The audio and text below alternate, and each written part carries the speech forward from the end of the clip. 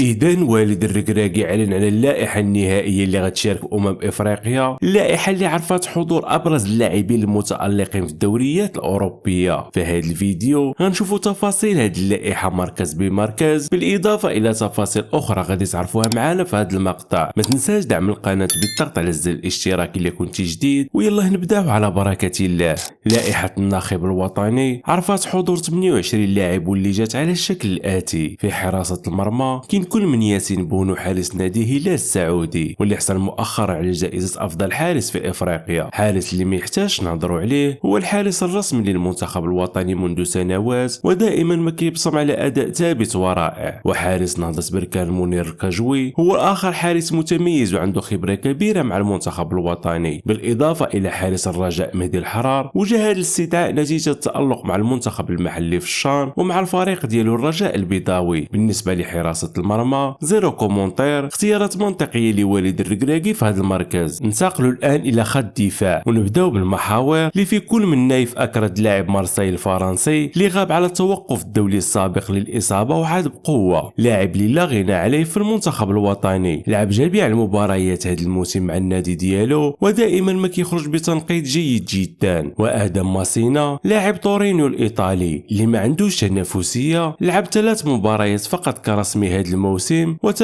أخرى كبديل. ما عرفتش وليد واش غيعتمد عليه كرسمي، شكل ثنائي متناغم مع نايف أكرد في المباريات السابقة، لكن في ظل قلة التنافسية ديالو هذا الموسم ممكن جدا تمشي ليه الرسمية. وجواد يامير لاعب نادي النجم السعودي، لاعب اللي ما فهمتش لاش كيتم المنادات عليه، لاعب كبير في السن، ثقيل وضعيف بزاف في عمليات بناء من الخلف، في حين كاين اللاعبين قدموا موسم رائع مثل اللاعب باعوف اللي بين على مستوى رائع مع المنتخب لأقل من 20 سنة في كأس العالم بالشيلي. والكابيتانو غانم سايس لاعب السد القطري واللي غاف بزاف على أجواء المنتخب، حتى فاجئنا وليد بالمنادات ليه في التوقفات القليلة الماضية. اللاعب اللي ما بانش ضعيف في الماتشات اللي لعب صراحة، وبين باللي مازال يقدر يعطي اكثر، والاكيد الوجود ديالو مهم في المجموعة سواء لعب ولا ما لعبش. وحميد ايت بودلال لاعب رين الفرنسي، لاعب اللي تيقدم مستويات رائعة هذا الموسم مع النادي ديالو، لعب 8 مباريات كرسمي ودائما ما كيخرج بتنقيط جيد. لاعب اللي مازال صغير والحضور ديالو في هذه المنافسات كتزيد من الخبرة ديالو وكتحطو على الطريق الصحيح باش يكون افضل خلف ان شاء الله. كنظن ان ثنائية نايف اكرد وغانم سايس الاقرب الى لاعب كرسمي. بالنسبة للأظهرة، في الظهير الأيمن كاين أشرف حكيمي لاعب بي اس جي والمتوج بالجائزة البالون دور الإفريقية، أكيد غادي يخلي فراغ كبير بعد تأكد الغياب ديالو عن دور المجموعات للإصابة. لاعب اللي كيعرفو الجمهور المغربي مزيان وعارف الدور ديالو في المنتخب المغربي، فالحاجة اللي كنتمناو هو العودة ديالو في أقرب وقت. ونصير المزراوي لاعب نادي مانشستر يونايتد الإنجليزي، لاعب اللي كيقدم مستوى رائع في أحسن دوري في العالم، لاعب اللي ممكن يلعب كظهير ايسر او المحور. قليل فين كيتواجد عندك لاعب بوليفالون بحال المزراوي، لاعب اللي عنده نزعه دفاعيه، اكيد غيكون خير خلف لاشرف حكيمي. ومحمد شيبي لاعب بيراميد المصري، لاعب اللي توج بعصبه الابطال الافريقيه وتوج كاحسن ظهير ايمن في الدوري المصري، لاعب ممتاز فنيا وتكتيكيا. بالنسبه للظهير الايسر كاين كل من انس صلاح الدين لاعب بي اس في ايندهوفن الهولندي، لاعب اللي شفناه اول مره مع المنتخب ضد منتخب موزمبيق واوغندا، لاعب ممتاز من الناحية الدفاعية، قوي بدنيا، كذلك عنده تنافسية عالية بحيث لعب 16 مباراة بين الدوري وعصبة الأبطال الأوروبية. دابا سالينا من خط الدفاع وننتقلوا إلى خط وسط الميدان ونبداو بوسط الميدان الدفاعي اللي فيه كل من نجم ريال بيتيس سفيان أمرابط المتألق هذا الموسم مع النادي الأندلسي ولعب مباريات كاملين بعد ما عانى من مشاكل كبيرة في نادي غالاطاساراي التركي. يعد من الركائز الأساسية اللي كيعول عليها وليد الركراكي في الكان ويكون واجد 100% قبل انطلاق كاس افريقيا بعد الاصابه الطفيفه اللي تعرض لها. واسامه تيرغالي اللاعب فاينورد الهولندي وابن اكاديميه محمد السادس فرض راسه هذا الموسم كرسمي ولعب حتى الان 16 مباراه باداء ثابت، لاعب اللي عنده جوده عاليه في الربط بين الدفاع والهجوم وكيعطي توازن اكثر للمجموعه ككل. بالنسبه لوسط الميدان مهاجم او بوست رقم 8 اللي فيه نائل العناوي لاعب نادي ايسروم الايطالي، اللاعب اللي منذ انضمامه للمنتخب هو كيبصم على اداء مميز وثابت وعطى ديناميكيه اكثر لوسط الملعب، عنده تنافسيه كبيره بحيث لعب 16 مباراه مع ناديه، ممكن يلعب ايضا كوسط ميدان مدافع، لاعب لا غنى عنه في تشكيله وليد. وعز الدين أناحي لاعب جيرونا الاسباني ناحية خط الوسط. هذا الموسم رجع أوناحي اللي ولينا كنعرفو، سجل هدف ولا اروع في مرمى ريال مدريد. اكيد الرجوع ديالو للمستوى المطلوب غيعطي دفعه قويه لخط الوسط. واسماعيل الصباري لاعب بي اس في ايندهوفن الهولندي اللي ولا دائم الحضور مع المنتخب الوطني، لاعب ممتاز فنيا وتكتيكيا، لعب المباريات كاملين مع ناديه لا في دوري ولا في عصبه الابطال. اكيد انه يستاهل منادات ليه الكان. بالنسبه لمركز صانع الالعاب او بوست رقم 10 كاين كل من بلال الخنوس لاعب شتوتغارت الالماني، لاعب اللي فارض راسو هذا الموسم بالرغم من صغر السن ديالو، لعب 21 مباراه، لاعب مؤثر وعنده موهبه استثنائيه. اكيد الوجود ديالو مع المنتخب غيعطي الاضافه. والياس بن صغير لاعب باير ليفركوزن الالماني، موهبه اللي حتى واحد ما عنده ادنى شك فيها، لكن هذا الموسم كيعيش مرحله فراغ كبيره وما لعبش مباريات كثيره ودائما ما كيدخل كبديل، ما تكيفش مع الاجواء الدوري الالماني. لاعب مميز ومازال صغير، اكيد انه غيعطي الاضافه مع المنتخب. دابا سالينا مع خط الوسط وننتقلوا الى الخط الهجوم ونبداو بالاجنحه واللي فيه ابراهيم دياز لاعب نادي ريال مدريد، اللاعب اللي كلشي كان كيتمنى يشوفه بقميص الاسود، لكن منذ انضمامه ما عطاش الاضافه اللي كيتسنى منه الجمهور المغربي. اكيد انه موهبه استثنائيه، لكن الظروف اللي كيعيش مع ناديه هي اللي ما خلاتوش يظهر بمستوى كبير، بحيث كيلعب كاحتياطي بمعدل دقائق قليل بزاف، لكن الوجود ديالو في المنتخب ضروري ويعطي الاضافه. والياس اخوماش لاعب نادي فياريال الاسباني، لاعب اللي عاد من اصابه اللي كانت غتنهي مساره الرياضي ومازال كيرجع للمستوى ديالو بشويه بشويه، واخا مازال ما ضمنش مكانه كرسمي مع ناديه. وعبد الصمد الزلزولي لاعب نادي ريال بيتيس الاسباني، لاعب اللي متالق هذا الموسم، لعب اكثر من 17 مباراه كلها كرسمي، لاعب اللي كيتميز بالسرعه والقدره الهائله على المراوغه. وشمس الدين الطالبي لاعب نادي ساندرلاند الانجليزي، لاعب اللي مصمم على انطلاقه قويه هذا الموسم وغادي بمسار تصاعدي، لعب 15 مباراه حتى الان باداء ثابت ومميز. اكيد انه غيعطي الاضافه للمنتخب. بالنسبه لمركز راس حربه او بوست رقم 9 اللي فيه كل من ايوب الكعبي مهاجم نادي اولمبياكوس اليوناني، لاعب المتالق هذا الموسم وماكينه لتسجيل الاهداف ما شاء الله، لعب 21 مباراه حتى الان وعنده 17 مساهمه تهديفيه بين التسجيل والتمريرات الحاسمه. وسفيان رحيمي لاعب العين الاماراتي، لاعب اللي مهم في منظومه وليد، لاعب اللي كيتميز بالسرعه والمهاره والخبط الكروي، لاعب اللي كيدير الفرق فوقت ما كتعطى ليه الفرصه. ويوسف النصيري لاعب فيرنرباخشة التركي، لاعب اللي كيمر بظروف صعيبه مع ناديه بحيث تعرض لانتقادات كثيره، لكن عنده تنافسيه، لعب 24 مباراه، لاعب مهم في منظومه وليد، ممتاز تكتيكيا، قوي في الكرات الهوائيه، واكيد انه واجد 100% لكاس افريقيا. وبالتالي هذه هي التشكيله ديال 28 لاعب اللي غيعتمد عليها وليد الركراكي في كاس افريقيا. اكيد ان الناخب الوطني مطالب باش يربح اللقب، وحنا كمغاربه كنتمناو ما هو خير العناصر الوطنيه. حتى لهنا جينا على نهايه هذا المقطع، نتمنى انك تكون دعمتي القناه. كان معكم سيمو، تهلاو.